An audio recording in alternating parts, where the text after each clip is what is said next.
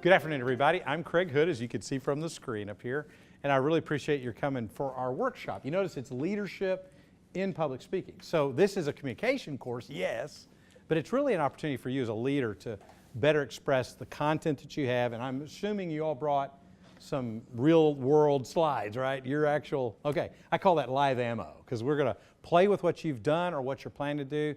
What I'll go through is a kind of a rubric, if you will, of some of the key skill sets for really strong presentation skills. Hi, come on in. And then obviously we're going to talk about it, we'll have interaction, but also give you a chance to practice. How many of you have ever been to a Dale Carnegie class? Anybody? He's got one of the well-known public speaking courses. In fact, some of our trainers have actually been through this.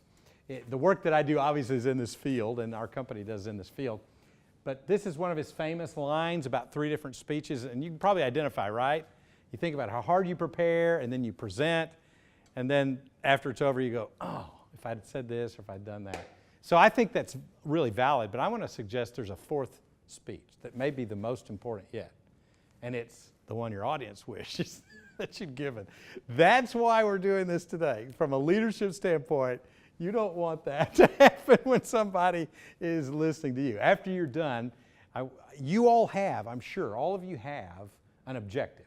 And in fact, that's the starting point for any message, is at the end of this talk, my audience needs to do or think or feel this, right?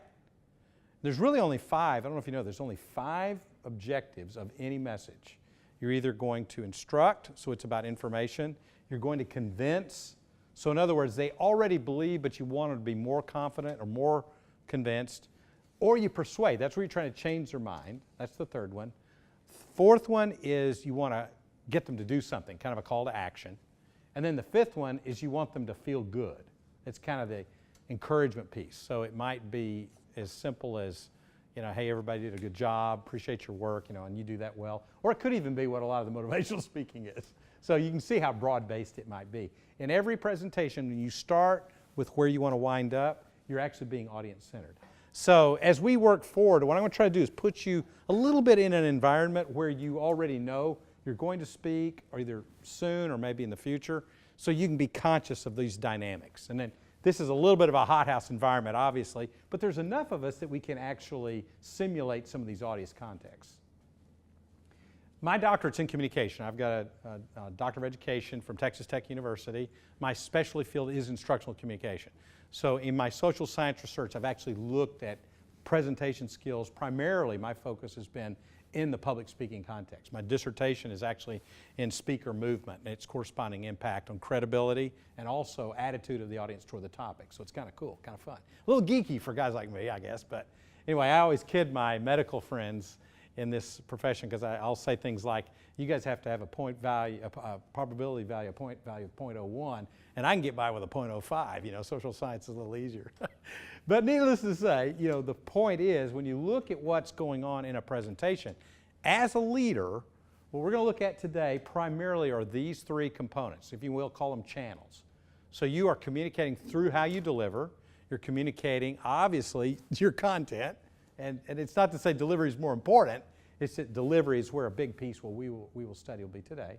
Then obviously the 3rd piece, because we live in a world today that uses technology, and because PowerPoint is so much a part of your world, we're adding the visuals component. I'll show you how we put these 3 together. And I'll give you several different skill sets that we found to be proven and reproducible. So regardless of the field of study, regardless of your personality, even your experience level, I'll show you some things you can work on. Our company, which was founded in 14 years ago, we have focused primarily on the healthcare industry. Most of our clients are pharma companies, med ed agencies. We have a few med schools. University of Chicago Med School is one of ours, for example. Obviously worked with you guys before. And then we do some work with financial services groups, a little bit with insurance companies, basically anybody that has teams that present to people. So it's a very business focus, not just public speaking, but people who have to convey somewhat technical information to their audiences. That's our primary focus. However, even in your context, the level of interactivity you can create and manage and even use as part of your content flow, that's what we'll address a little bit today. And then last but certainly not least is you. So I want you to think of yourself as the driver of these behaviors. I'll help you. I'll coach you today. But I want to give you the basic tools, if you will, to try new things that hopefully will allow you to be a more credible, confident, even compelling speaker. Okay? How many of you present PowerPoint that other people have prepared? Anybody? Yeah, from time to time. A lot of our clients actually are presenting decks that were developed because we do a lot with speaker bureaus, physician speaker training. And so they have a deck that not only is prepared by the pharma company on the science, some of which you may have done, but the lawyers have stepped in and said, if you're going to talk about this promotionally, you have to say this. So we're always dealing with people that have to learn how to make somebody else's material their own and still not feel like they have violated their own sense of what's correct, okay? So I'll show you that. We actually have a whole workshop on PowerPoint development, which obviously we won't get to do that today, but it's very important. So with that in mind, those are the 5 channels. Today, we're going to work on those. I'll be very conscious of that. I'll give you tips. I'll do a little coaching. As you practice, we're going to try to make it real world, at least as much as we can. At the end of the day, hopefully you've walked away with 1 or 2 or 3 skills that you can start to practice. And then the booklets and the cheat sheet will give you more things to work on in the future. Plus, I mentioned to some of you on the way in, my email address is khood. My name is Kregg with a K, khood@thinkEDC.com, because I want you to feel the freedom to email me afterwards, down in the future, I don't care, and say, hey, I've got this kind of message or this kind of situation. What do you recommend? Any suggestions? And I don't mind doing that. Our team will do that. If I don't do it, I'll have one of my people do it, but more than likely I'll do it. So that'll be another plus for you. As a leader, that's what we're trying to do, okay? So let's start off with best practices. When you think about delivery, and you're already making decisions about me, and you think about the time when a speaker will pop up in front of a room to speak, what behaviors do you notice that have an impact on your perception? So these are things they would say, how they would say it, etc. These are what I call the top 5. The top 4 are positive, the 5th one is negative. And not that all of them don't somehow fit under here, but I'll just walk you through them real quick. On the eye contact skill, have you noticed what I'm doing with my eye contact? Have you been able to determine my strategy for how I look at other people? I'm using a skill. We actually have a phrase for it. It's called eye to eye, move on punctuation. And so the way it works is I look somebody in the eye. And when I get to either a comma or a period, maybe an exclamation point, that's my signal. I can now look at the next person. See how I did that? And so I'll finish off like a piece of a thought. So what I'm really having is a series of one-on-one conversations with everybody in the room. It's just that my trigger to move is some kind of a end of a thought. So if it's a clause, it'll be a comma. If it's a sentence, it'll be a period, exclamation point, question mark, whatever. Now, if you're not a visual learner, you may not see punctuation. So just think of it as thoughts. And kind of give more of a thought to one person and finish, then go talk to the next person. But notice, when do I move to the next person? How do I decide who I'm going to talk to next? Can you tell? So if there's somebody I know I want to talk to, like you're a little bit off to the side. What's your name? Bert. So Bert's a little bit off to the side just by looking at the way the room is configured because there's nobody here. So I have to remind myself, don't forget Bert, because I've tended to orient this way, okay? So all you got to do as a speaker is don't be so predictable that they know who you're going to talk to next. In essence, you're having a series of one-on-one conversations. In big audiences where the lights are just blinding, and I'll know there's 1,000 people out there, but I can't see them because my light is keeping me from. So this is where the leader piece, on the channels comes into play. So as a leader, what I have to do is know where they are and look in that general direction. And if I'm working on camera, which I've done some camera work, I treat the camera as a person. It's a pair of eyes. Now, in theory, there is somebody behind them. Like I could look at Rick. I could talk to the camera by talking to Rick. But the reality is the hardest part is when you only have a camera. And that's all you're doing is talking to the camera, because it's really like an extended one-on-one conversation. You know how you deal with that? Short. So you think sound bites. That's why all the politicians go that way. It's because they know it bores people if you don't. Now, and maybe you've seen this done. This is a real common technique now. The old camera shoots would look at the person like face to face. Now they're actually catching from the side. Have you noticed that? It's yes, and you can do that too. Yeah. So if you have 2 cameras shoot, it works a little better. It also is nice if you have a person with you, because then you can have the camera and you have the person, the camera and the person. And the person is kind of like the real world, and then the camera represents everybody else. So that's a common issue that's more and more prominent, especially if we're working with people that are going to have to meet the press or meet the media. So let's say this is a big stadium group, and let's say I have to be behind the podium. Say I don't really have a choice. Well, you'll notice that basically you don't see anything going on right here below. So that means right off the bat, any gestures I use are going to have to be higher. They're going to have to be kind of, in a sense, not natural to you, because who talks like this normally, right? But I'm aware of the fact that if I just gesture like here, all it does is look like I'm sort of moving my shoulders a little bit. So I'll be a little higher up here. Then as far as my eye contact in a big audience, we get what we call the line of sight bonus. So it means if I look out into the auditorium and I look at one person, I say, how many of you think I'm looking at you? See, I'm looking past. Guess how many hands will pop up? You'll probably get 15 or 20 that'll pop up. So in that environment, think of it more like a kind of like a tic-tac-toe board. You have left, center, right, front, middle, back. And make sure you're talking to those quadrants in a randomized fashion so they all feel like they're included, and the whole audience will feel like, okay, they're looking at me.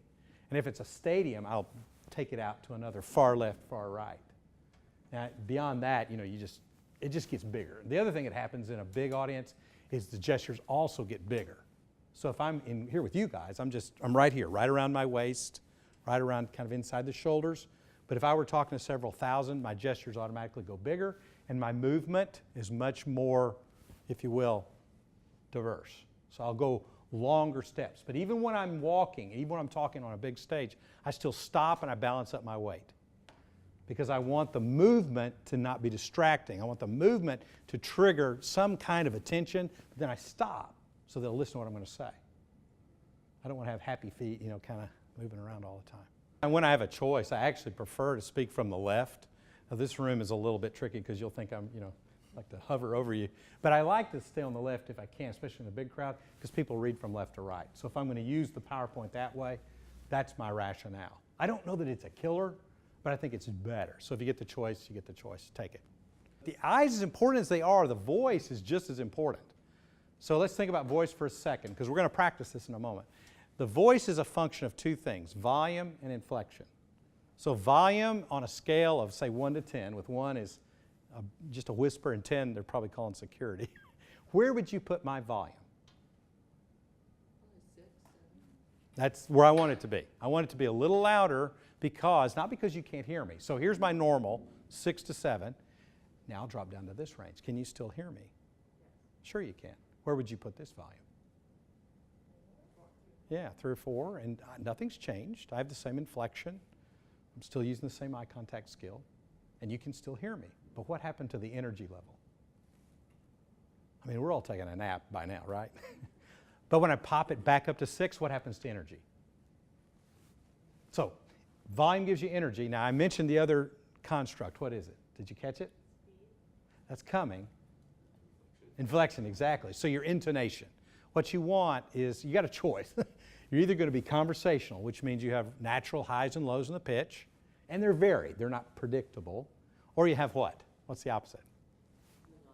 Yeah, you're going to have the monotone. Sometimes you'll have, like, not quite monotone, but not a lot of bandwidth. Which do you think is more interesting? Yeah, definitely. So you want volume for energy. You want conversational inflection for interest. These are the top 2 gestures. Basically, I'll coach you on that one. I can tell you the short story is just be yourself. So use use gestures. I'll watch more for distractions. I actually think unless your gestures are distracting, like you mentioned, jingling the keys or whatever, or sometimes when they're using a remote, I tell people it's like phasers on stun. They'll hold the remote all the time like this. And I tell you, just treat the remote like an extension of your hand. So you can have a remote, but just make sure it doesn't slow down your gestures. Then the posture movement I've already talked about. Your posture should be basically balanced. If you choose to lean, some people choose to lean because they like to look relaxed. Well, you might look relaxed. What else might you look? Too casual. Yeah, or lazy or whatever. So I'm not saying don't, I'm just saying be intentional. So if you want to go with, I'll hear this in Q&A sometimes, speaker will say, well, I really like to do that because it shows I'm just one of the people in the audience. Okay, fine. But don't do this the whole time. Choose to do it, all right? So that's posture movement. In my dissertation research, I looked at the movement piece and studied 4 different kinds of movement. I looked at stationary, synchronous, asynchronous, and dissynchronous movement. So in the course of a presentation, when the movement was either still, that was obviously my control variable, or if the movement was tied to a point, so making a point. Those were the 2 that I thought would do the best. Then for the sake of the study, I looked at pacing back and forth. That was asynchronous. And then I looked at kind of a randomization where the movement took place after a point, which nobody does. That was the dissynchronous. And sure enough, I found a statistically significant difference. And oddly enough, the stationary and the purpose movement came out the same, virtually the same, in the impact on the audience's credibility perception of the speaker and their attitude toward the topic. So what I will say to you is if you're stationary, that's fine. Don't feel like you can't. But I would say don't look like you're stiff. So kind of like let your feet be in wet cement, so to speak. If you're just never moving, they think they're uneasy, they're nervous. But if you're kind of just always moving around all the time, they see that as nervous energy. If you want to move, just make sure you move with purpose. All right, that's enough for now. No fillers. I will just give you a little hint. The eye contact skill is the best way to get rid of an So if you find you struggle with an why do they usually happen? Why do ums and uhs usually slip out? Yeah. It's like you're buying yourself a little time. So I'm going to say do this. If you feel like you can't think of a word, look at somebody in the eye. Because how often do we look at somebody in the eye and go, Right? So in other words, replace the with a pause. That's all. All right, and here's what we're going to do. We're going to break up into groups of 3. Let's say, why don't we do 3 and 3 and maybe 4 over here. And here's your assignment. This is your first practice. This is your warm-up. I've got a real hard outline for you. This is really tough.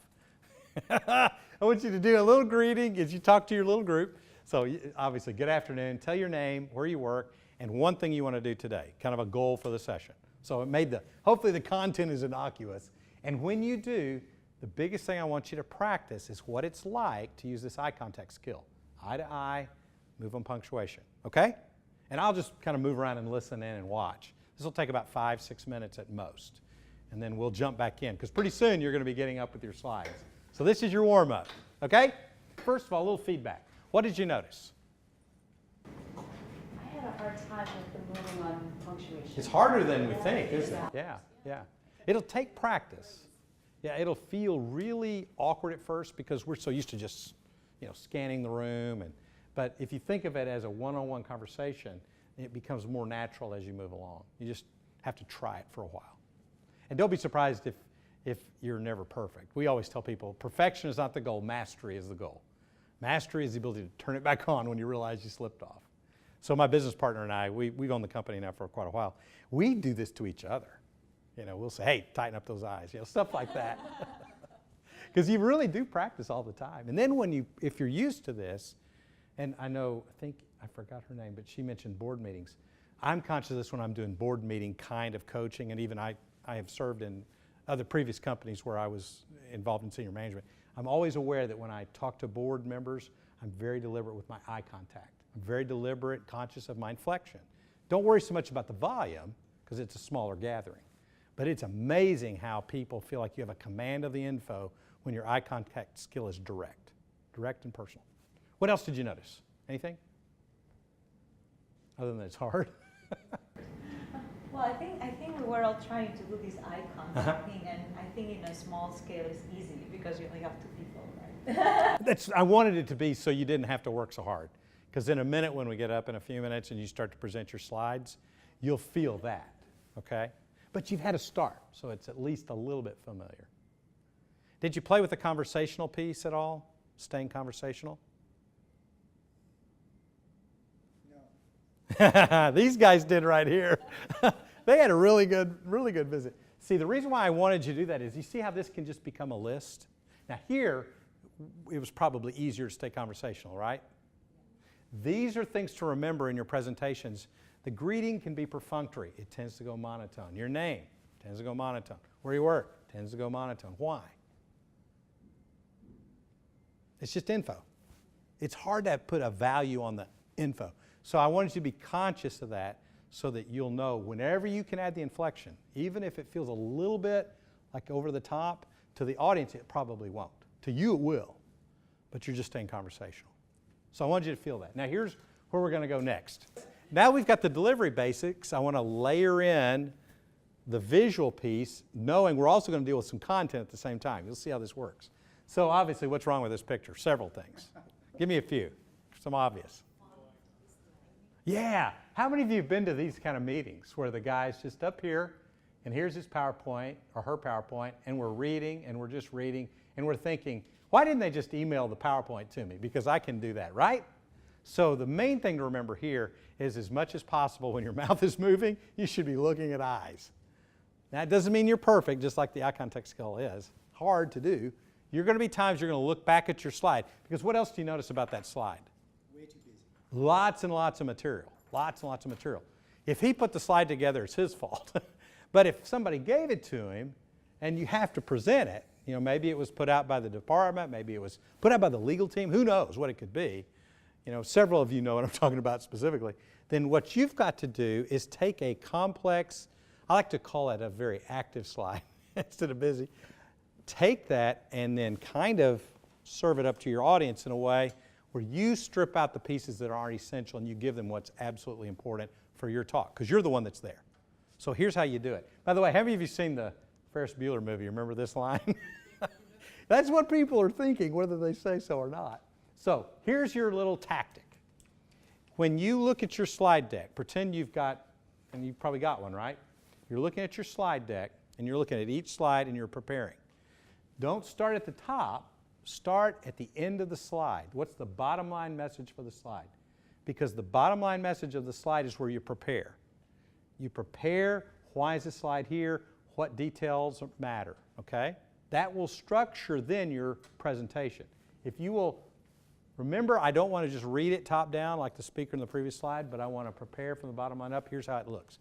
This is one of your rubrics. Just like eye to eye, move on punctuation is a how-to, just like make sure your volume is confidently animated is another one. A third one is gestures are natural than neutral, okay? Just like that. Here's one you're going to love. This is maybe one of the most powerful things about content. When the slide pops up, what's the first thing people notice? Exactly. The title should reflect what the slide's about. Call it the overview.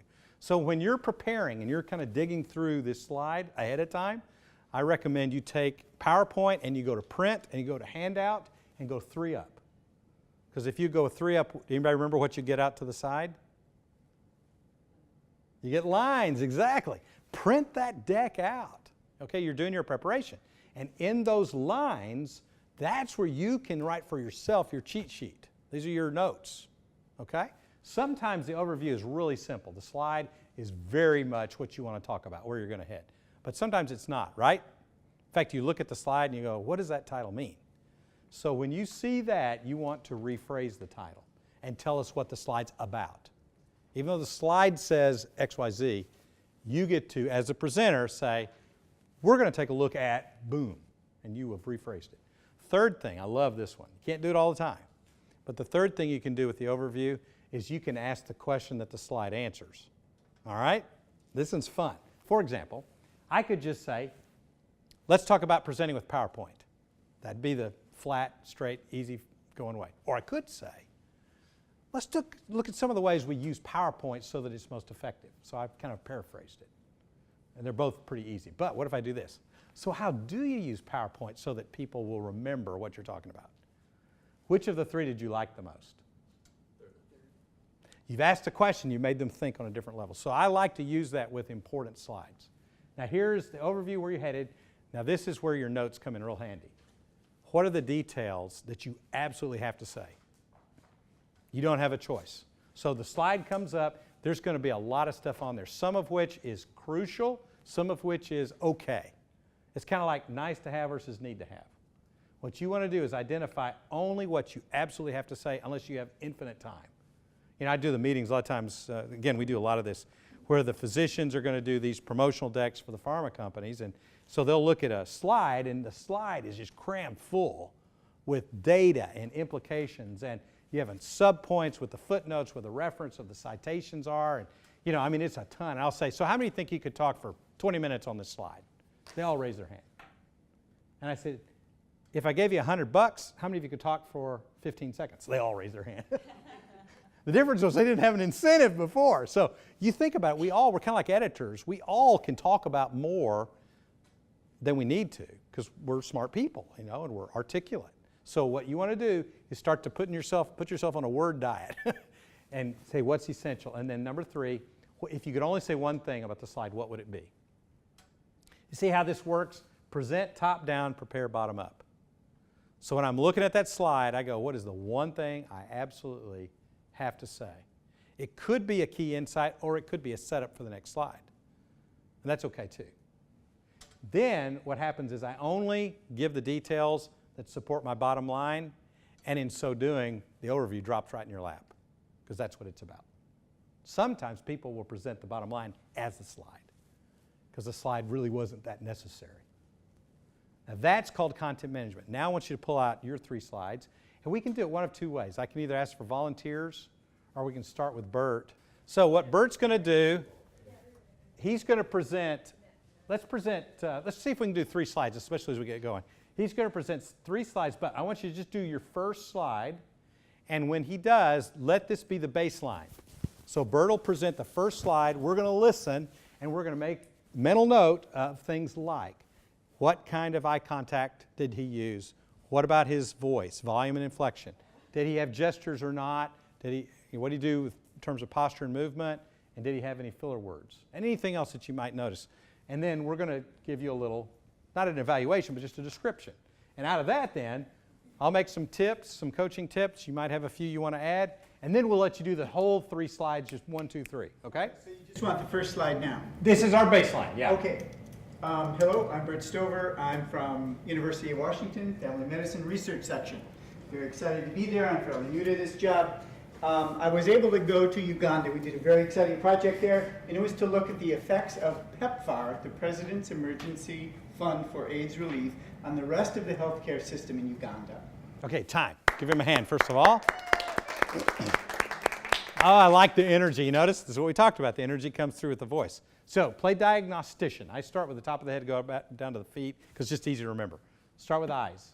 Tell me about Bert's eye contact. How would you describe his eye contact? That was during the talk, not now, right? Yeah, that's right. Yeah. During his first slide presentation. I thought you did great. Okay, grade is an assessment. Let's evaluate the action, not evaluate, but let's describe the behavior itself. I think he did eye contact, which is really good, but to me it felt he was moving too fast, like your eyes were going through a lot of people. I don't know if that's... Yeah, you had good eye contact in the sense that we felt like you were talking to us, right? Everybody good with that. So this is not about good, bad. This is about better, best, okay? Right. So I don't recall making eye contact with anybody individually. Yeah, that's what I want you to do, okay? So that slows you down too, by the way. That's a nice little regulator. So we're going to do that the next time. What about voice? We've got volume and inflection. Where is he on the volume scale, 1 to 10? 6, 7. Yeah, you were right there. I think that was just fine. I rarely see that. I usually see people in the 4 range, even today. So you're fine there. Good job. Speak from your diaphragm. That's where you can go longer and not be tired. I've been talking now, since this morning, in and out, and I'm not tired. My voice is fine because I know how to speak from my diaphragm. So good there. What about inflection? Now here's where I want you to notice something. What did you see? Conversational or monotone? Conversational. You were conversational, but in a thin bandwidth. So I want you to accentuate the conversational piece just to be more interesting. Again, not bad, okay? Now, what did you notice about gestures? He used gestures. Uh-huh, fine. And I felt they were a little bit high Because he's behind the podium? Mm-hmm. Yeah, nothing wrong there. Anybody see any distractions? I think it's a little off balance. Is that a posture thing? I'm going there next. Oh, sorry. Yeah. Yeah. So that was going to be the next one, posture and movement. You do kind of have a little bit of a shift back and forth. I like to keep moving. Yeah, and it's not bad to move, but it's better to more as you're shifting your positioning rather than swaying. There's a little bit of a swaying going on. I'm not using video or I could show you. All right, but that's pretty good. That's a pretty good If you call it report card, we're not really trying to do that. Did you notice any filler words, ums and uhs? I didn't notice any. You did real well. You did real well. Okay, so now take it, present all three, okay, because we gave you a little bit to go with, let you have a nice little run.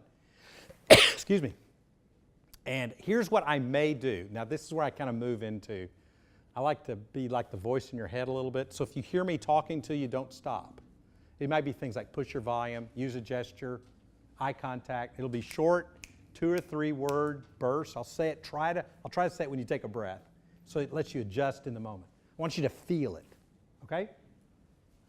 Okay. It's all you. And there we go. Start with the on. Yeah, I know. It's hard right at the first, too. So this project was to describe how the investment in health services for HIV affected the rest of the healthcare system. Affected the rest of the healthcare system. Did you feel that? You were sliding down towards your notes. So affected the rest of the healthcare system. Next person. Or glance at your notes. And so what we did was we went to each of the healthcare facility headquarters in 112 districts in Uganda, which was really fun. And what we were looking for were some specific services that related to non-HIV care. So we wanted to know how the system performed outside of the HIV care.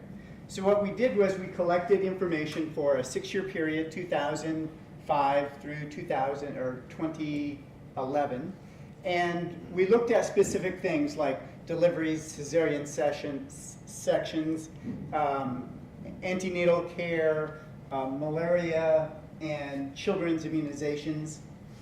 And Stationary. Okay, you're swaying. So get your balance weight on your top.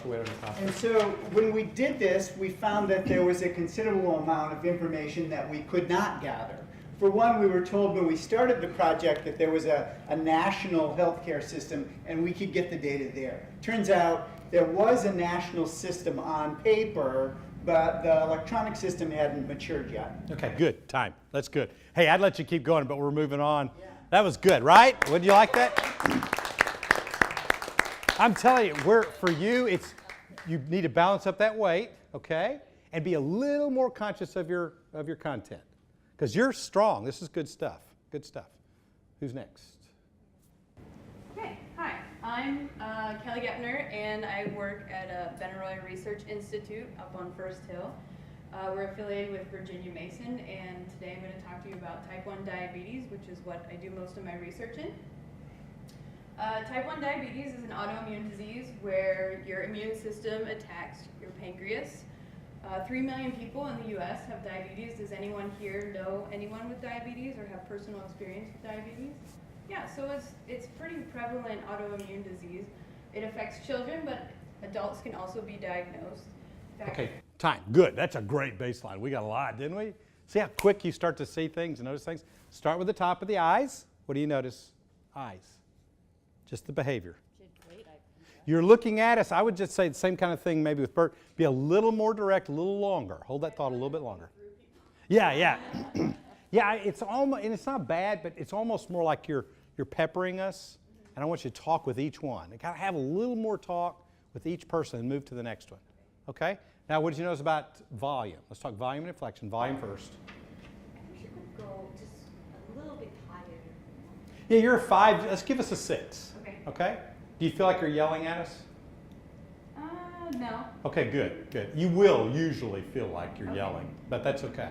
You're not. But give us a little more volume. What about inflection? This one I want you to work on. I know I'm. You have, well, monotone. you're not exactly monotone, but you're kind of what I call sing-song. There's sort of a pattern to it. Uh-huh. So I want you to just talk more conversationally, like it's your point. Not you're giving us a list, but this matters. Each point matters, and I'm talking to you. A little more variety. It's kind of a random sound, and I heard it from you. So Okay. I think you sort of move into autopilot a little bit, and that's when it sort of loses the conversational piece. It's not bad. Again, none of you are bad. This is just to make it better. No, All right? I know that's something I have to work on. Ah, okay, good. And then gestures. Hard to see back there, right? So anytime you're behind a lectern, remember, you got to get above it or we won't see it. Do we all need to be behind the lectern? No, you can be behind it or out in front. It's up to you. Your choice. Okay, so that's gestures, posture. How would you describe the posture? Good, solid stance, very much. Yeah. Oh, good. I feel No really movement back and busy. forth. Yeah, you're fine. Right. Just remember, if you are behind a lectern, you limit the number of nonverbal behaviors you can use to reinforce the message. Okay. It's not a bad thing. It's just one of those little, kind of a little extra. Now, how about ums and uhs? That's pretty good. Yeah, no problem there. Okay? So I think the biggest thing is your inflection. If you can stay more conversational, and we'll let you start back at the top. Okay. Push the volume a little bit. Okay? All right. Good. Okay. Let's see. Don't start with the. At the But very another thing you do, top, or- if you think about the first sentence and the first person you want to talk to, that'll usually jumpstart everything. And I will tend to aim out in the middle section rather than the two wings as the first comment, and then I can move around. So my name is Kelly Goetner, and today I'm going to talk to you about type 1 diabetes. Type 1 diabetes is an autoimmune disease where Okay, you're- time. Let's stop for just a second. Let's play with that inflection a little bit, okay? Because you move, type 1 diabetes is. Say, type 1 diabetes is. Be more expressive. Does that help? Type 1 diabetes is. Well, yeah, almost. A little. Yeah, now if we can go in between, let's average the two, maybe. Okay? All right, go, Kelly. I'm sorry. I'm trying to grab it where you feel it, okay? Type 1 diabetes is an autoimmune disease where your immune system attacks your pancreas. Good. 3 million Americans live with this disease, and 35 million people worldwide also live with this disease. Nice. There's no cure for type 1 diabetes, but in 1922, insulin was discovered, and people can treat and live a pretty normal life with insulin treatment. Good. Excellent. However, this is still a large drain on our healthcare system because of complications due to fluctuation in your glucose levels. And you can have retinopathy, kidney disease, and cardiovascular disease. In the 1980s, it was discovered that genetics have a lot to do with who gets type 1 diabetes. For the average person, if you have the genotype, you're 1 in 300 chance of getting type 1 diabetes. And this is 80 to 90% of the people with type 1 diabetes. Good inflection. However, if you have a family member that has type 1 diabetes, you are 15 times more likely to get type 1 diabetes. Wow, 15 times. Yes. See, those are key things to emphasize. So the research that we're doing at Benaroya Research Institute Nice. are looking at pathways to prevention, at biomarkers to help better diagnose type 1 diabetes, as well as building a biobank for researchers to use in their search for better treatments for type 1 diabetes. If you're interested in learning more about what we do at Benaroya, you can visit our website. Good. See, that's good. Did you notice that? It's it can be a little bit campy, so I'm not trying to push you there. But the idea of having just a little of that of your personality is a really good thing. Good job. Who's next? Thanks, everyone. Yeah, that's nice too. Always thank them. See, you're there because somebody invited you. You have a right to be there. The room is yours. What they want you to do is give them the best version of what you have to say. So, you can even be a little more, I don't know, authoritative, if you will. Okay. You're fine. You're doing fine. All right. Let's see how we get around this one. Yeah, see, when you were conscious of it, and we were seeing more of the real you, and that's the whole point. Okay. It's real natural to slip into kind of I'm just telling them stuff. So just remember that. Very scientific. Yeah, I know. And you're not losing your scientist edge by using inflection. You're adding an audience component. All right, I'm going to have to apologize here. I was working on this morning and our internet was out the entire morning.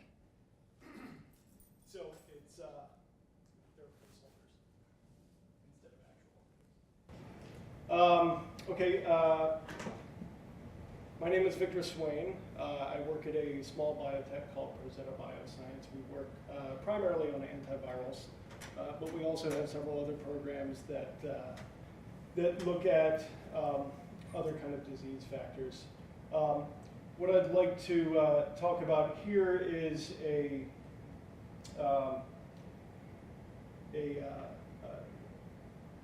situation where you have a compound that has a blocked amine, and there's a particular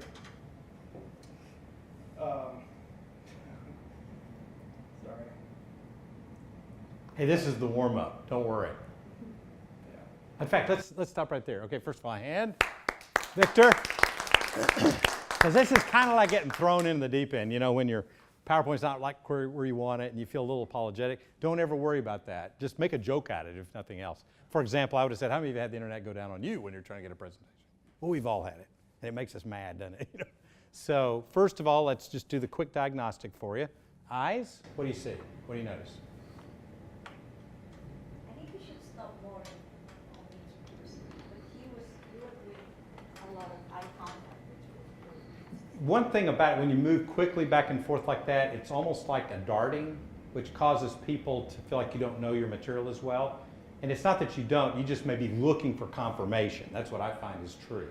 You're like making sure it's where it ought to be. It's So, also like when you're forcing it, because when I was doing it with them, I was like, oh my God, I'm like having frantic eye movement. I was like, I'm having like a seizure of my eyeballs trying to have that. I was just crazy. well, that's because you had two people. And I Yeah. was faking it. I was trying to edit it. I- Well, I was, you know. I can't wait for your. part. I think we've got to move you up further, right? I don't want to wait to the end for your presentation. Okay, I'm just kidding. All right, so let's just try to keep that in mind. Eye-to-eye movement punctuation. It's not a big deal. Let's see how you do. How about I volume? was focusing on it so much that was almost avoiding the eye contact. Yeah, I know. You can't do all this at once. There's a lot I'm throwing at you. I know. So but I'm letting you feel it partially because I want you to know it's not easy, so you'll work on it. Okay?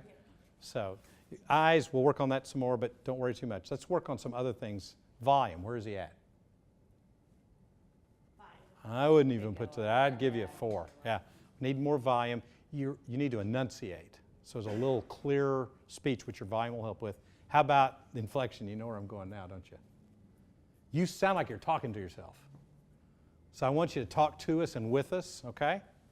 Because you've got a nice voice. You've got a really nice voice. It's got good resonance. So just give us more of that voice. But that inflection will be a big key. Gestures, notice anything? He's fine. Yeah, nothing. Again, when you're behind the lectern, we don't necessarily think that much about it. So it's more about not being totally still. Posture movement, you're just fine. The ums and uhs, how many did you have? Do you know? You had 16. Oh, you counted. I'm a counter. I am a counter. Now, the reason why I bring it up is you even had 2 double ums and 1 triple So there is a tendency to sort of get stuck, like what I'm going to say. This is easy to cure because it's just a habit. You're just thinking of what's my next word, and it says some really fine speakers use lots of ums. So what I want you to do is be really conscious of looking at people and see if it doesn't go away. Okay? And if it doesn't, don't worry about it. But it does sound like you're not as prepared as I know you are, and as I would imagine we know you are. Okay, Victor? So let's run through it again. I love your personality. Let it out. It's there. It's there. Okay? This is where it gets hard. I've had top executives practically can't remember their names sometimes when I get through with them. So it's okay. Well, you know, you have to get them to think. What happens is when you break it down at this micro level, then when you put it back together, it works. Because you feel so, I don't know, it just feels so tedious. But you have to go through the process so that now when you do it again, it'll feel more natural. Watch. Victor, you do it now this next time. So what I'm going to talk about today is a common situation where we have emetine analogs that, in a blocked amine situation, Good. exhibit consistently low EC50 hill slopes. Good. What I'm going to show here is a comprehensive comparison of these emetine analogs with either blocked or unblocked amines. And so what I've shown here is the emetine structure with either an unblocked or a blocked amine, and the table below is describing whether the analog with a blocked or unblocked amine its toxicity estimate, its activity estimate in EC50 and micromolar. Time out for just a second, Victor. Let's play with the content management on this one, okay? So you started pretty much with the data. You said what I have on this slide. What is the bottom line takeaway of this slide? Where does that data lead you? What conclusion? In the bullet points. I know, but just tell me out loud. Like, That amine block forms exhibit a low health slope. okay, could you say that as the title? Could you say, I want to show you that, and then you fill in the blank, and then you describe the key elements of the data. See, this is your data now, right? I think, right? I made it up. But Yeah, that's what I mean. That's what I mean. So tell it as a story rather than as a description. You know, a story has an intro, body, and conclusion. So why is this slide there? What's its purpose? Why does the audience need the slide? It helped you get to your conclusion, so you put it there. So why does the audience need it? To draw the comparison between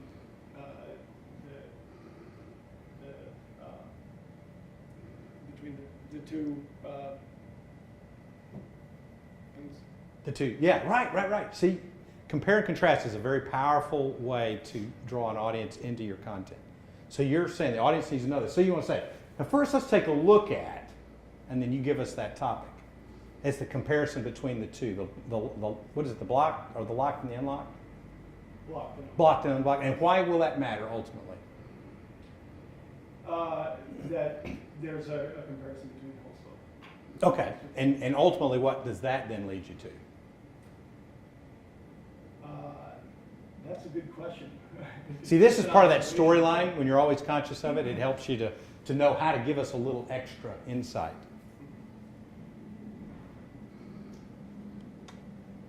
This one's a little tricky, isn't it? It's a little harder to do. And that's why sometimes the title helps you kind of get the audience oriented to what you're going to talk about. So, okay, just run through it one more time. Just run through it. Best shot you have.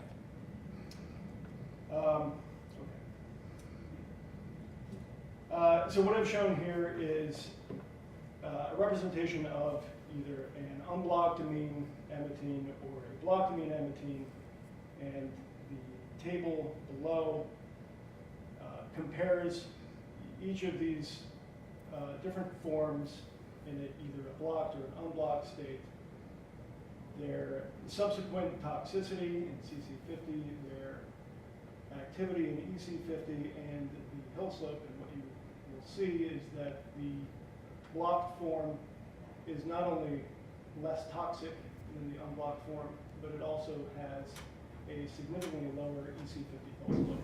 That's good. That's good. See, you know, what you picked us up with is the bottom line. That's good.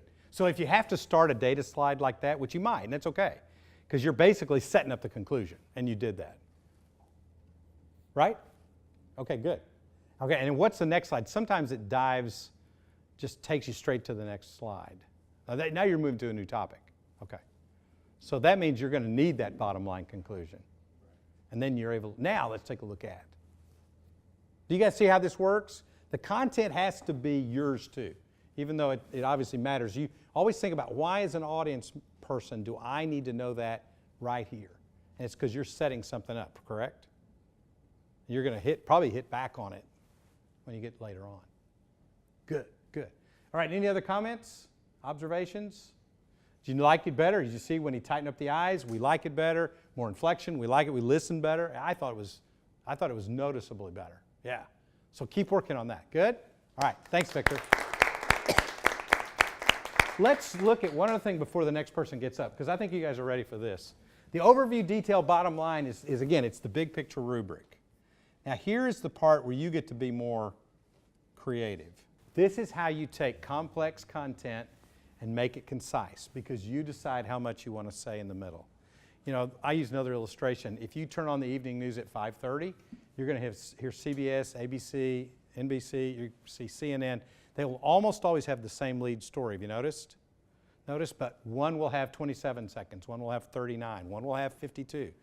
PBS will have, a minute and a half or whatever. So what happens is it's the same story, it's the same data, but the editors decide which pieces they're going to emphasize and which pieces they won't. You are like an editor of the content. Not that you change the content, you decide how much you're going to give and how you're going to give it. So the overview is the setup, and the bottom line is what you want them to remember when they hear you move to the next slide. The details now goes this direction.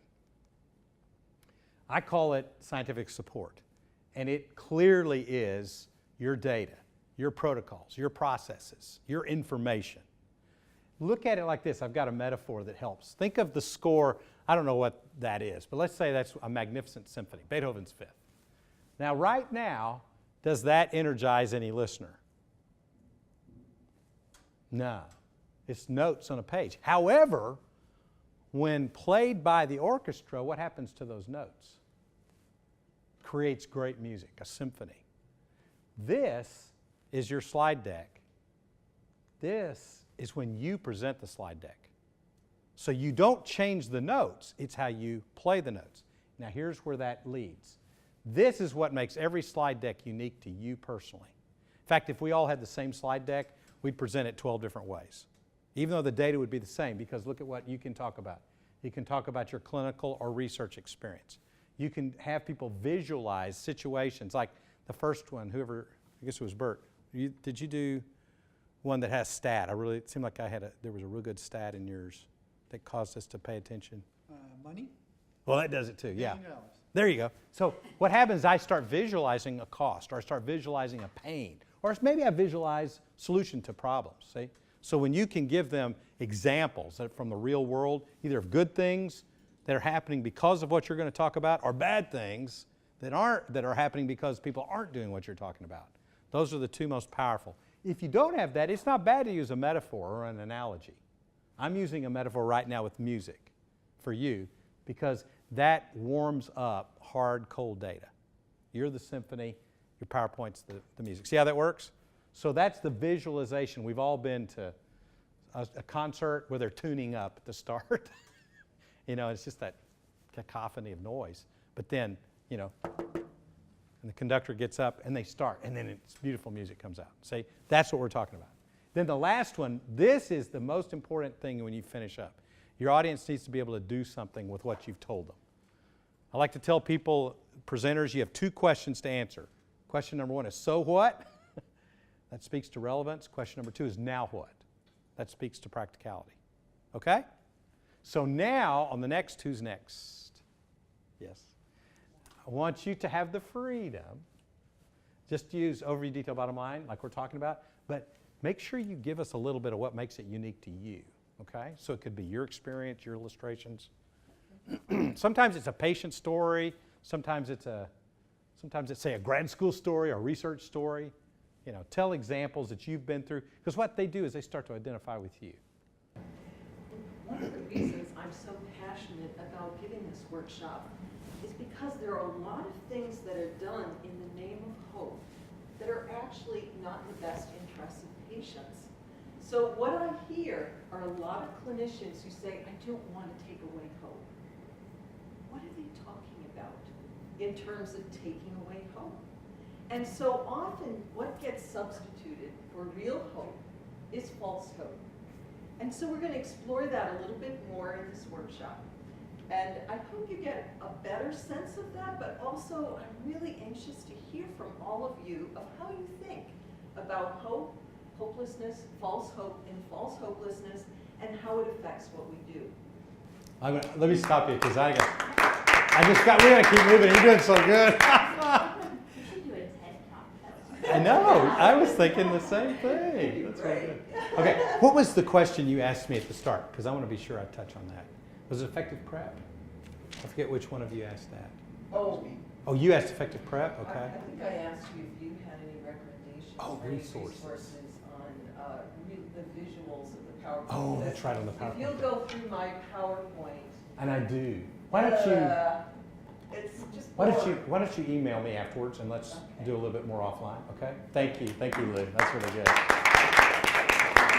Did you notice this is nothing, and TED Talks talk about this, by the way, the novelty piece. You talked about false hopelessness. There were several things right at the end that were different. I was like, oh, I hadn't heard of that. So you were giving us reasons to listen. It was very audience-centered. Okay. Ah, yes. Muy bien. And you said you were nervous at the start. Did she seem nervous? I am nervous. I know, but you see, do we know? If the behaviors are solid, you could be scared to death on the inside. Nobody is going to know it. You know, frankly, does the audience care how you feel? Nope. So when you know the things to do. What's that? Unless it gets in the way. Unless it gets in the way, exactly. Yeah. Then they're like, oh, help me out of here. Yeah. It's up to you. So I'm gonna try to stay here because I usually stay behind the podium, and I would like to try to just. Good. Good. Yeah. So my name is Judith Martinez. I am from Spain. I came to Seattle 5 years ago as a postdoc, and I have recently been appointed as faculty in medical genetics, although the focus of my research is more in toxicology and environmental health sciences. And I'm going to talk to you today about how to identify biomarker proteins that are in your blood that can tell us that you have been exposed to organophosphates. Now, I know organophosphates seems like Chinese, but if I say something more like insecticides, that would probably get you more into what I'm going to talk about today. Okay, time. Baseline. Good. Oh, you shouldn't be nervous. You're doing so well. Isn't she doing great? I think you get a hand already, right?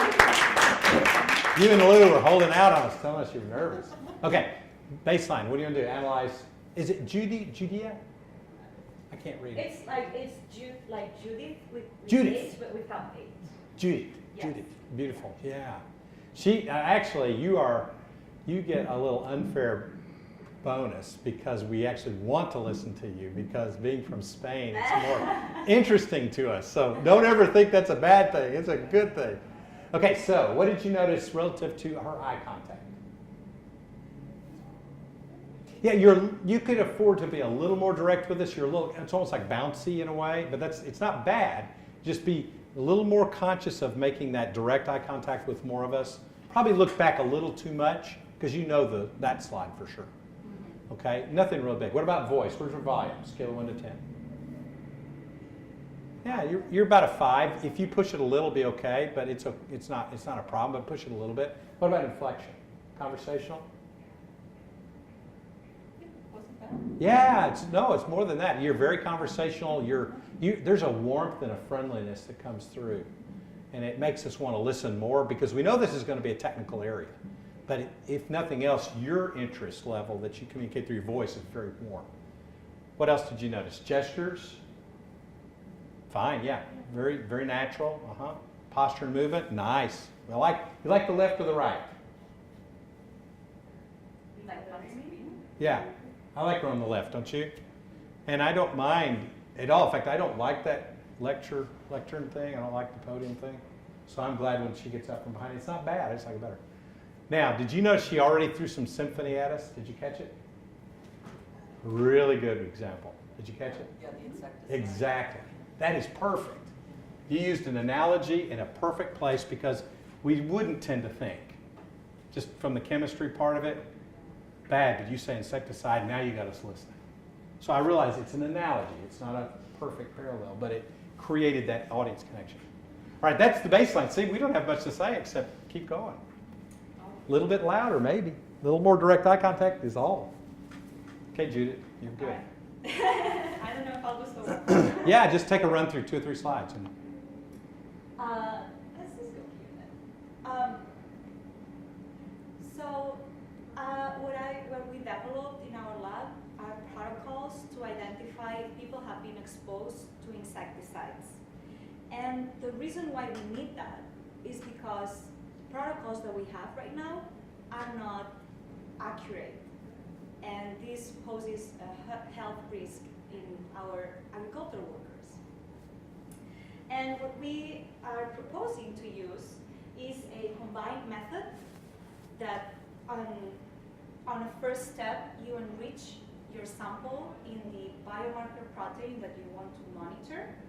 And on the second step, you will sequence the protein and find if that protein has a small piece that corresponds to the insecticide that caused the exposure. And I know this seems a little bit hard to imagine, but does this have It's the right key. The bottom key is a B key, so the right arrow will take you to the advance. No, you'll have to use directional language. Describe where you want us to look. Left, center, right, middle, whatever. So in the upper panel, Good. we have the first step, which enriches either red blood cells or plasma in this biomarker protein that we want to study. Nice. And in the bottom panel, we have the second step, which uses mass spectrometry to identify these exposures. And why can we identify exposures from these proteins is because these insecticides, part of the structure binds to these proteins. So these proteins become modified, and this is how we can monitor these exposures. You know what? I'm going to stop you. You're doing really well. I'm really fine. I want to make sure we get through to everybody else. Thank you, Judith. That was really nice. And notice how she, at the end of that last sentence, she kind of got back to us. I forgot how you put it. It was something about you may wonder about this. Or you may. She asked a question Yeah. that we might want to ask. Yeah. and she answered. Exactly. I forgot to tell you why we can use these Uh-huh. proteins, and then I think I should have said that earlier. Remember those 2 questions? What are they? 2 questions. Every presenter. So what? And? Exactly. Always be conscious of that. Yeah, you did really well. That's nice. So what is relevance? Now what is application? Welcome. I'm pleased to talk to you today about some of the research we've been doing on HPV-related cancers. So I'm an epidemiologist. I work at the Fred Hutch, and I'm also a professor at the University of Washington. So part of what I'm really most interested in understanding is what causes people to develop anal cancer. What's the balance of viral activity? So anal cancer is caused by HPV, the human papillomavirus, and want to understand what the cofactors are with HPV that cause some people to develop anal cancer. Okay, time. Let's stop and do a quick benchmark. All right, a baseline rather. What'd you notice? This open season. What did you notice? What'd you like? Good eye. Yeah, your eye contact's solid. Yeah, very nice. And good gesture. Very nice gestures. Your big payoff will be more volume and more inflection, because you're starting to move a little bit when you start to talk. It's almost like you're just telling us things. So I want you to stay yourself, personality-wise, because I watched you listen and talk. So a little more volume, it brightens up the room. Okay. So I think we're on target, though. It's an interesting topic. It's got us paying attention. You know your stuff. So obviously, faculty, epidemiologists. So we're waiting. A little more volume. That's the biggest thing I'd push right now. Okay? So I found this this article to be really interesting. Usually not an hour. You get where you want to be. It's totally okay. Sorry. So in this study, Burdish et al. Were able to show that as much as a decade before people develop anal cancer, you can start to see the E6 antibodies show up in the blood in this cohort of people from the HIV cohort in Switzerland. So that's one clue that there might be biomarkers that happen quite a bit ahead of time that we didn't know about, and that might point to ways to better detect anal cancer, because unlike cervical cancer, which is also caused by HPV, where you have a Pap test and you can screen for it, for anal cancer, there isn't a screening test that works quite as well. So that was a really good study and suggests that there may be a biomarker. By the way, what you just did, that's your inflection. You know, when you kind of brightened up a little bit. We even saw a little more the interest level that you have. So that's the one to remember and keep using. Okay, you get what I'm saying? Did you catch that? Okay. Okay. Let's do one more and then we'll keep on going. Because this is a little different kind of slide. Sure, and I wanted to give you some background that might help you to understand why I wanted to study this. Good, So, good, excellent. So this is anal cancer incidence in the United States. So it's rate per 100,000 along the y-axis, and along the x we have in decades the years of diagnosis, and you can see a real big change over time in anal cancer incidence, and really surprisingly the difference in how now men have an increased risk of anal cancer compared to in the past when women had higher rates of anal cancer. That's your best slide presentation. Did you notice how she is really giving us the value of your expertise, and you're making some clear-cut conclusions from the data? Yeah, that's really good. Good, thank you. You know, sometimes you have to stick with a slide long enough that it starts to make like an emotional impact on you, like you were just saying. Like, this is important. This is new. This is a change. You know, something that says it's a bigger deal than what you'd seen in the past. So part of that is where you get to be, you know, you are the person. You're the anchor person on that evening news, like we talked about. Ready? Good afternoon. My name is Lisa Heaton, and I'm a clinical psychologist on the faculty at the UW School of Dentistry. And so the slides that I brought today are actually from a lecture that I gave to the third-year dental students yesterday, so I was hoping to get some pointers on how to make them more jazzy, because as you can imagine, dental students are very focused on how do you fill that tooth, how do you take that tooth out, a little less focused on what psychologists are most interested in. So I put this slide up very early in the presentation. They've actually spoken, they've learned in earlier classes about what axis 2 factors are in chronic orofacial pain. And what we mean by axis 2 factors are things like depression, anxiety, somatization. So when we talk about pain conditions, we talk about these axis 2 factors that also can impact and very often exacerbate pain. Okay, time. Just for the baseline, all Yeah. right? Let's describe, what are we hearing from Lisa? Was it Lisa? Yes. Yeah, Lisa. Right? What do you hear? Or what do you notice? Yeah, good eye contact. Your eye contact's solid. I think you might be jumping a little bit. I think So so, slow. yeah. This will naturally slow you down. You feel like you're going a little fast. Do you feel that? Yeah. So just a little more direct eye contact, it'll slow you down naturally. It won't take a lot. What do you like about her volume? Yeah, good, strong, confident. Uh-huh. Very nice voice. Yeah, your inflections are so listenable. Yeah, exactly. Thank you. It's not too No, monotone. not at all. You're fine. You're totally fine. See, likability, and I don't even know how you properly describe this because it is a function of the inflection stuff, but that's part of what we hear in the voice. So if you're monotone, it's hard to be likable. As you use more of that variety, a little more emphasis here, a little more emphasis there. That's exactly what Lou was talking about. People do listen. And the smile. You have great facial expression. By the way, sometimes that comes up. I think it might have today. My code term for facial expression recommendation is have some. That's just have some, and you do. So Thank you. you're good. All right. Anything else? Posture's fine. Gesture's good. Yeah. Keep rolling. Yeah. Keep rolling. Okay. Good. I just want to stop and let you know you're on track. Perfect, Okay. thank you. Good, So Lisa. I start with this slide by asking students, so what do we mean by axis 2 factors, to see what they can tell me, if they've even remembered what we talked about. And very often they'll come back and they'll say, well, depression, anxiety, that sort of thing. And so I say, great. So what we talk about is initially, what a lot of that course is focused on are the clinical diagnoses, muscular diagnoses, disc displacements when we're talking about the temporomandibular joint, and talking about things like arthralgia, arthritis, and arthrosis. So what I do is I say, today we're going to be talking about these axis 2 factors. Again, things like depression, non-specific physical symptoms, what we call somatization, and we'll talk about that in a little bit. And this chronic graded pain scale, which talks about how much impact pain has on the person's life, because we know that that's really important, not just knowing their level of pain, but is it keeping them from going to work? Is it keeping them from going out with their friends?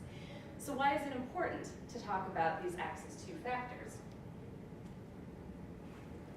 So here we have this diagnosis, or this diagram, and if we think about pain as being the starting point, and sometimes it is and sometimes it's not. Sometimes somebody might come in and they've had depression, they've had long-standing anxiety, and then the pain comes in as part of that. But very often, let's just say for the sake of argument, somebody's life has been going along fine and they develop this chronic pain condition.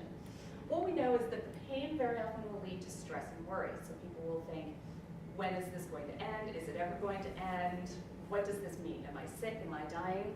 And so then what happens is they tend to develop these parafunctions. And parafunctions are anything that our jaws are doing that are related to anything but eating or speaking. So it could be something like chewing on your nails, chewing your lips, clenching your teeth. How many people here, when they get stressed out, they've got a big grant going in, they notice that their muscles are getting really tight? Yeah, show of hands, a lot of people have experienced that because they just clench their teeth, which we know then leads to increased pain.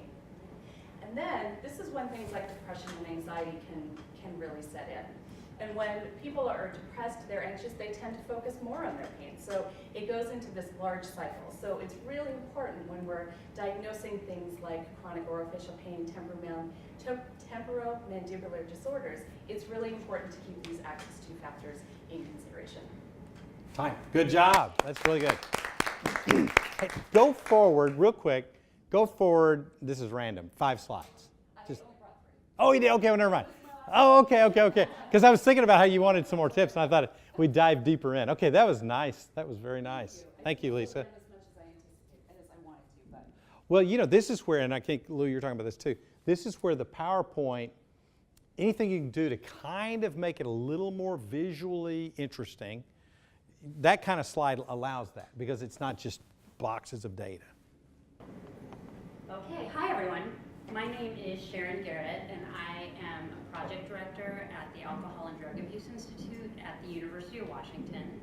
I want to tell you today about one part of a project that we've been working on at the Alcohol and Drug Abuse Institute. This is, the larger project is developing an online training for healthcare providers in the use of medicinal cannabis in the treatment of chronic pain. This is a grant that we received from the Washington State Attorney General's office.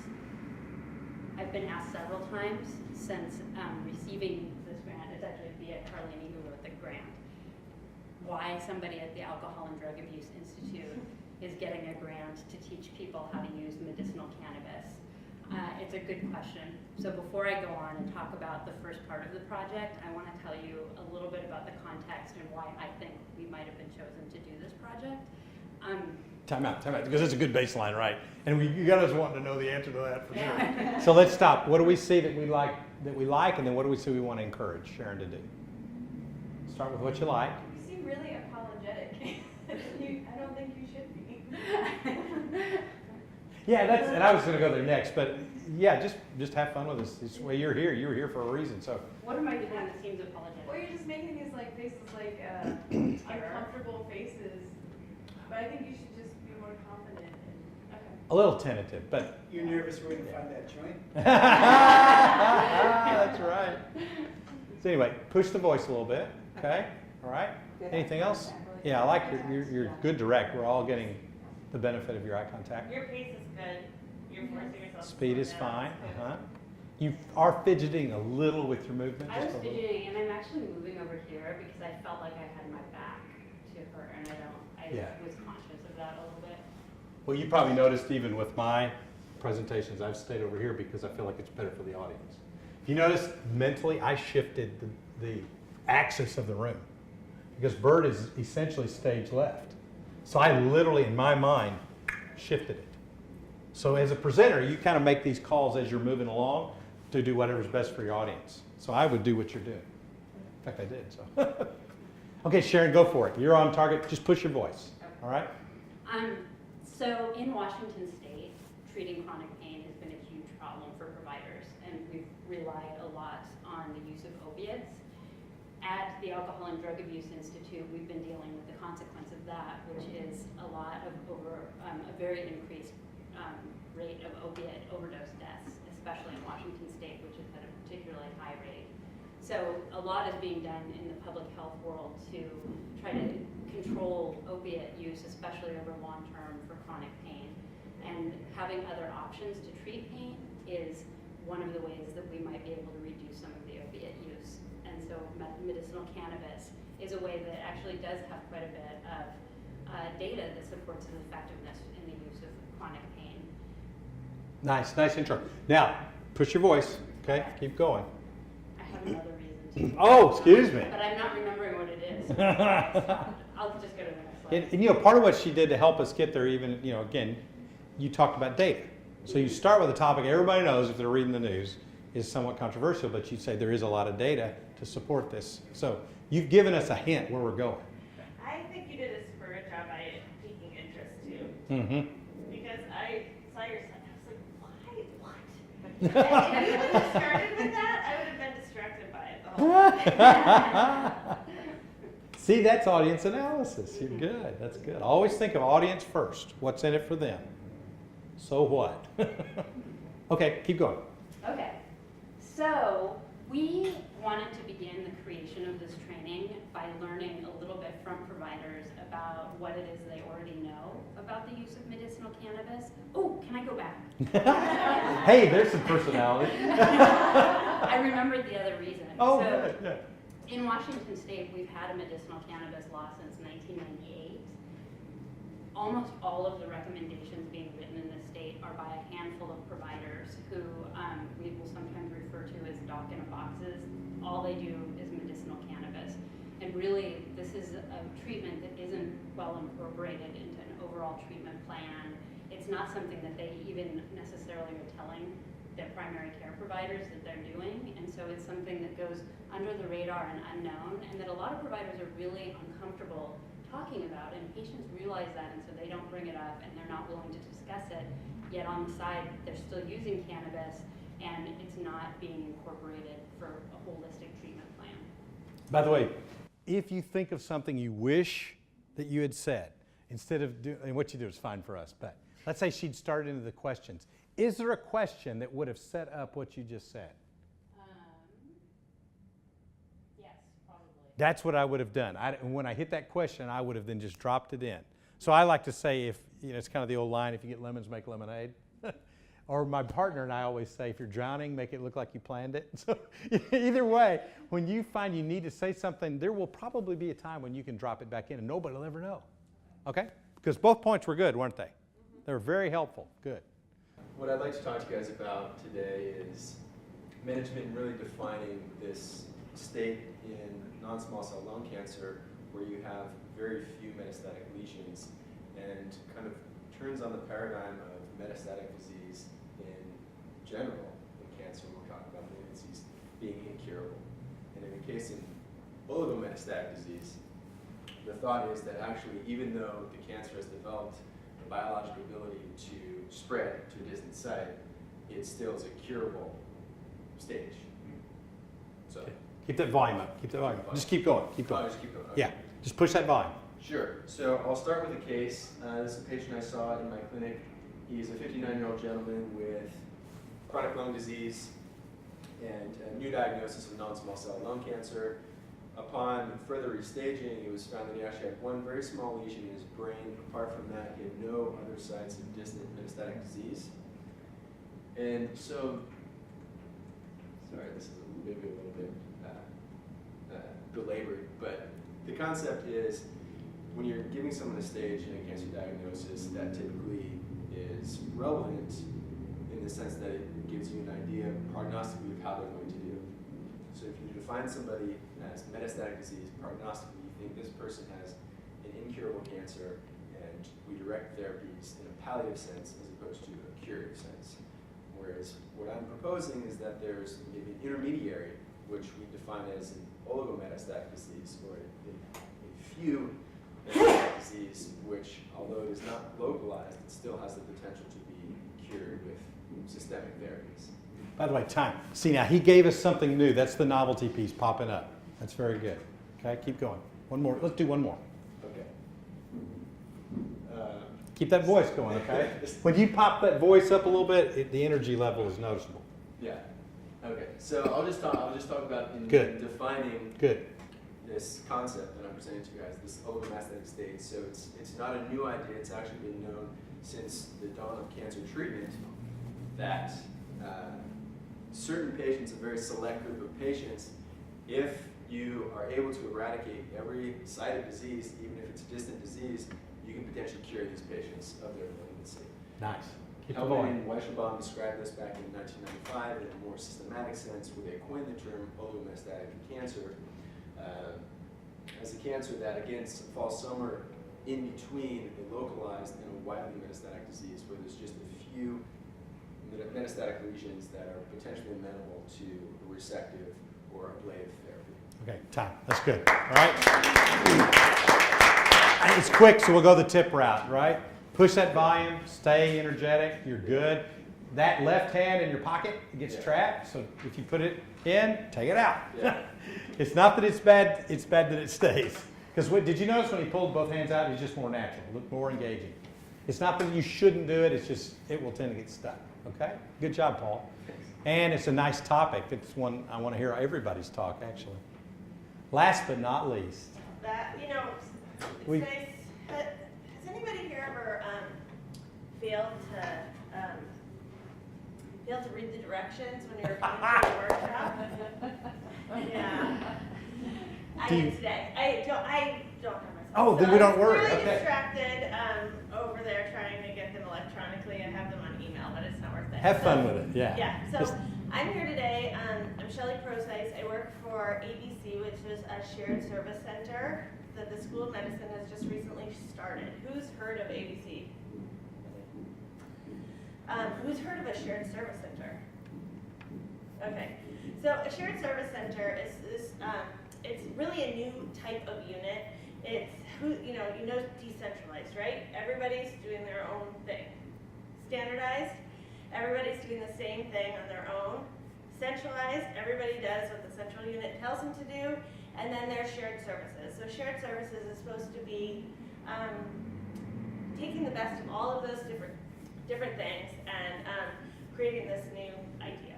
So there's certain fundamental. I should stop, right? You're good. No, I mean, okay, well, all right, time. Okay, we'll stop. No, you're not, because we'll stop and we'll give you some feedback, all right? Okay. So relative, Shelley, right? Shelley? Yeah. So relative to Shelley's eye contact, direct? Yeah, just be real conscious of it, but you're doing fine. Here's the slide. Oh, there you go. There you go. That's your Vanna look, right? You got Vanna White going on there. And I'm proud of my slides too, because generally I have slides that help my story but don't take away, and I usually don't put my words on my slides. I put those for the handouts. Excellent. Yeah, that'll work too. Here's What about the shared service slide. what about volume? A little more. Yeah, give us a little more. More. Inflection's good.